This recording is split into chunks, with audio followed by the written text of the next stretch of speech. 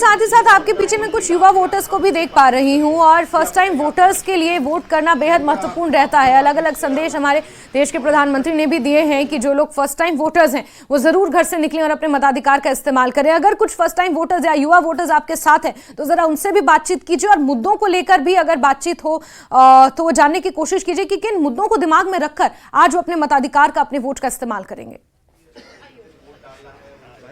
जी बिल्कुल, पहले भी हमने कुछ फर्स्ट टाइम वोटर्स जो हैं उनसे बात की थी, तो यहाँ पर कुछ और फर्स्ट टाइम वोटर्स हैं, उनसे बात करेंगे। आपसे ये जानना चाहेंगे कि आप पहली बार आज वोट दे रहे हैं, तो क्या सोच के आई हैं, कैसा लग रहा है? पहले सबसे पहले आपका एक्सपीरियंस जानना। बहुत अच्छा लग रहा है। मैं फर्स्ट टाइम वोट डालने आई हूँ, मुझे इतना पता नहीं था वोट के बारे में, पर जब आज मैंने वोट डाला तो मेरे को बहुत अच्छा लगा। तो मेरी सबसे ज्यादा सपोर्ट बीजेपी को है।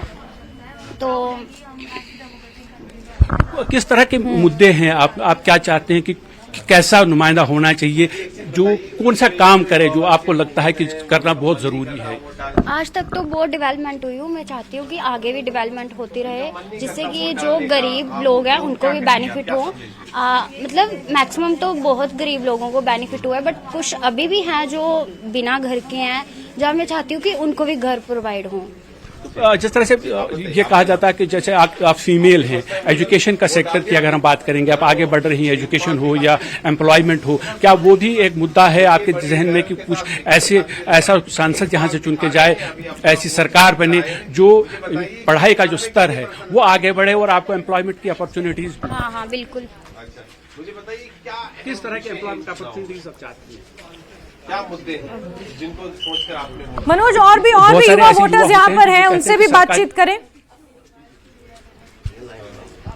हाँ जी, मैं कोशिश करता हूँ उनसे बातचीत करने की।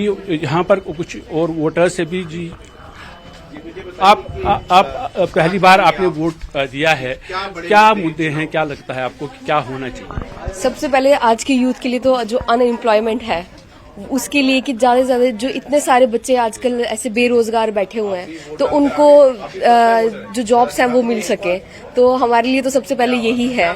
दूसरा, हमारे जो गांव हैं वो डेवलप हो जाएं, थोड़े रोड बन जाएं, ये सब कुछ, ताकि दूर के जो लोगों को है उनको आसानी हो जाने के लिए आगे पीछे। जैसे इन्होंने कहा कि अब फर्स्ट टाइम वोटर जो हैं, अलग अलग लोगों के अलग अलग जो है प्रायोरिटीज होती हैं, अलग अलग सपने होते हैं, अलग अलग चीज़ों के बारे में। ये एक ने कहा कि डेवलपमेंट होना चाहिए, गरीबी हटनी चाहिए, ये थी। इनका कहना है कि जॉब अपॉर्चुनिटीज़ हैं वो बढ़नी चाहिए। आपके मन में क्या है, क्या होना चाहिए? हमें भी यही है कि जॉब अपॉर्चुनिटी मिलनी चाहिए, क्योंकि अभी अभी हमने सिर्फ अपना जो है मास्टर्स डिग्रीज पूरी की हुई हैं, तो हमें जॉब मिलनी चाहिए। तो अभी आपको लगता है कि उतनी अपॉर्चुनिटीज नहीं है जम्मू कश्मीर में जितनी होनी चाहिए अगर कंपेयर करें बाकी देश के बाकी हिस्सों के साथ? नहीं है, क्यों नहीं है, बट हम चाहते हैं कि हमें भी अपॉर्चुनिटीज मिले। जी मनोज, तो आपने देखा कि ये जो फर्स्ट टाइम वोटर्स हैं उनके अलग अलग मुद्दे हैं। जैसे एक से बात की तो उनका ये कहना था कि जो गरीबी है, अभी भी बहुत सारे लोग गरीबी के स्तर से नीचे रह रहे हैं। मनोज, युवाओं के लिए बेसिकली अनएम्प्लॉयमेंट एक बहुत बड़ा मुद्दा रहता है और वही युवा इसका जिक्र कर रहे हैं। आतिफ लोन डोडा से हमारे साथ जुड़े हैं। आतिफ, किस पोलिंग बूथ पर आप इस वक्त मौजूद हैं और क्या भीड़ देख पा रहे हैं यहाँ पर मतदाताओं की, क्योंकि आज का दिन बेहद महत्वपूर्ण है और लगभग 1.5 घंटे का समय हो गया है जब पोलिंग और वोटिंग शुरू हुई है? जी जासमीन, बिल्कुल इस समय मैं government girls high secondary school Doda में मौजूद हूँ और यहाँ पर मैं आपको दिखाना चाहूंगा कि जिला इंतजामिया डोडा की तरफ से पहली बार यहाँ पर पिंक वुमेन पोलिंग स्टेशन बनाया गया है। खासकर जो महिलाएं हैं उनके लिए स्पेशल यहाँ पर पोलिंग बूथ बनाया गया है ताकि यहाँ पर ज्यादा से ज्यादा महिलाएं आए, वो अपना वोट कास्ट करें। और अब मैं आपको दिखाना चाहूंगा कि काफी लंबी कतारों में जो महिलाएं हैं वो आज सुबह से ही घरों से निकलकर बाहर आई हैं और जो वोट है वो कास्ट करने के लिए यहाँ पर आए। और हमारे साथ यहाँ पर कुछ महिलाएं हैं जो युवा हैं। मैं आपसे जानना चाहूंगा, सबसे पहले आपका नाम? प्रिया राणा। आज आप वोट कास्ट करने आए, क्या पहला वोट आप डालने आए हैं या इससे पहले भी आपने पोस्ट कास्ट किया है? जी नहीं, फर्स्ट टाइम वोट कर रही हूँ। तो किस उम्मीदवार को आप वोट डालने जा रहे हैं और क्या उम्मीदें आपको उस कैंडिडेट से है?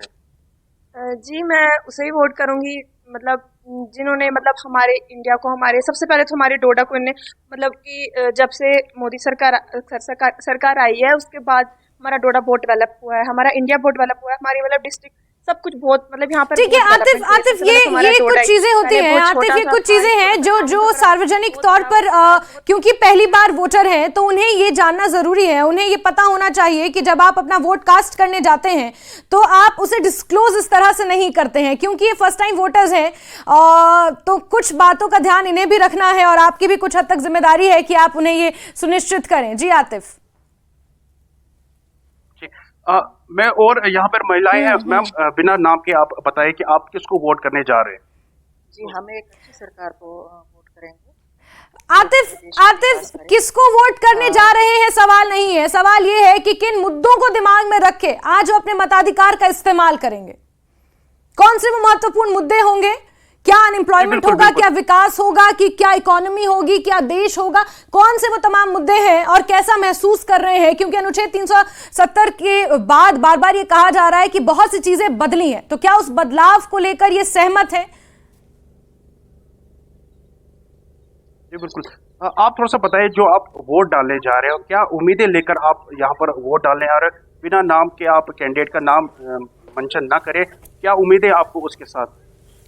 ये एजुकेशन अच्छी हो हर जगह पे। हमारा पार्टनर एरिया है डोडा डिस्ट्रिक्ट, यहाँ की एजुकेशन अभी भी कोई खास नहीं है, तो हर जगह स्कूल हो अच्छे। ठीक है आतिफ, बने रहिए हमारे साथ। मनोज, क्योंकि अनुच्छेद 370 के बाद ये कहा जा रहा है कि बहुत कुछ बदलाव आया है और हमने वो बदलाव देखा भी है, प्रत्याशियों का किस तरह का मुकाबला है उस पर चर्चा खत्म हो चुकी है और आज का दिन सिर्फ और सिर्फ मतदाता का है, आज का दिन सिर्फ जनता का है, क्योंकि जनता को तय करना है कि पिछले 5 सालों में सांसद ने जो कुछ काम किए क्या वो उनसे सहमत हैं या फिर वो एक बदलाव चाहते हैं। लेकिन कहीं ना कहीं अगर लड़ाई का भी जिक्र किया जाए तो दोनों ही जो यहाँ पर कैंडिडेट्स हैं जिनके बीच में मुख्य मुकाबला देखने को मिल रहा है, 2-2 बार से सांसद रह चुके हैं, तीसरी बार जीत की हैट्रिक लगाने के लिए मैदान में है, तो किस तरह का ग्राउंड जीरो पर माहौल नजर आ रहा है? देखिए जैस्मिन, यहाँ के अगर मुद्दों की बात करेंगे तो ओवरऑल जो यहाँ मुद्दे छाए रहे, जो जितनी भी हमने कैंपेनिंग देखी है उसमें ये देखा गया कि बीजेपी की तरफ से ये बताया गया कि अनुच्छेद 370 को हटाए जाने के बाद जिस तरह से जम्मू कश्मीर में अमन है, खासतौर पर कश्मीर वैली में जो अमन लौटा है और वहाँ जो रोजमर्रा की जो जिंदगी है वो पटरी पर लौट आई है, टूरिज्म बढ़ा है, जो वहाँ के स्कूल हैं वो बिल्कुल रूटीन से खुल रहे हैं, जो यानी वहाँ जिस तरह से देश के अन्य भागों में लोग अपने रोजमर्रा का कामकाज करते हैं वैसा ही कामकाज अब कश्मीर में भी हो रहा है, वहां पर शांति स्थापित हुई है। साथ ही बीजेपी ने यह भी कहा कि एक तो अमन कायम हो और उसके साथ साथ जो डेवलपमेंट हुई है, चाहे वो जम्मू संभाग की बात हो या फिर कश्मीर संभाग की बात हो, हर जगह पे डेवलपमेंट हुई है। वहीं दूसरी तरफ जो कांग्रेस है, कांग्रेस का ये मानना है कि जिस तरह से जो बीजेपी के दावे हैं वो उनमें उतना दम नहीं है। हालांकि ये कहते हैं कि कश्मीर में अगर पत्थरबाजी काफी हद तक कम हुई है, लेकिन अभी जिसको हम ये कहेंगे कि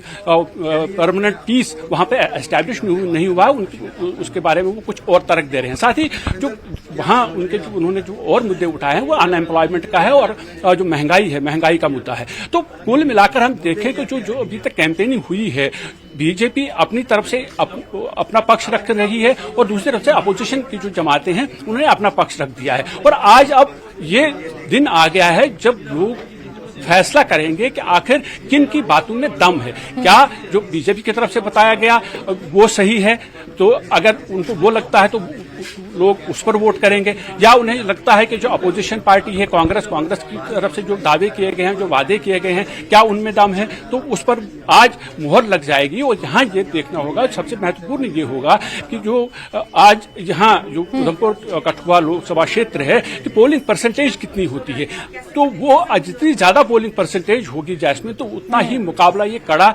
दिख रहा है। और यहाँ हम ये बता दें कि ये जो अगर उधमपुर कठुआ कॉन्स्टिट्यूंसी की अगर हम बात करेंगे, जो जिसके ज्योग्राफी अगर हम देखेंगे तो इसमें कठुआ है जो कि प्लेन एरिया है, कुछ एरिया उसमें जो पहाड़ी हैं, वहीं हम दूसरा उधमपुर में कुछ पहाड़ी क्षेत्र हैं, जो डोडा भदरवा और किश्तवाड़ का इलाका है वो पहाड़ी क्षेत्र हैं, वहाँ के लोगों के जो मुद्दे हैं वो अलग अलग हैं। यहाँ हमने देखा कि जो आम लोग हैं, जिस तरह से यहाँ सियासी मुद्दे जिसका मैंने जिक्र किया दफा 370 के बाद जिस तरह की यहाँ बातें की गई हैं वो चीजें, लेकिन जो युवा है यहाँ का, युवा के लिए उसके अपने मुद्दे हैं। जैसे हमने कुछ अभी कुछ देर पहले कुछ फर्स्ट टाइम वोटर से बात भी की थी, तो उनके मुद्दे अलग हैं। वो जो पॉलिटिक्स ऊपर उठ के देख रहे हैं इस सब चीज को। वो चाहते हैं कि गरीबी ना रहे, वो चाहते हैं कि एम्प्लॉयड की अपॉर्चुनिटीज जो एम्प्लॉयमेंट की है वो और ज्यादा बढ़ जाए। फैक्टर्स हैं जो इस बार चुनाव को प्रभावित करेंगे, जैसे कि चाहे वो डॉक्टर जितेंद्र सिंह वर्सेस चौधरी लाल सिंह की लड़ाई हो,